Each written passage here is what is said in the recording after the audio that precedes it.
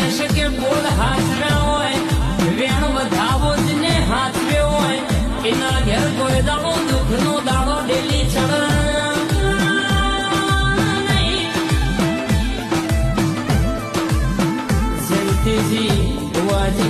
ગોગો મળ જીના ઘેર ગોગો બેઠ્યો હોય જીના ઘેર ગોગાનો દીવો દશી અગરબત્તી થતી હોય એને કોઈ દાડો અરર દુનિયો ભૂલા પડવાના વારા ગાળાના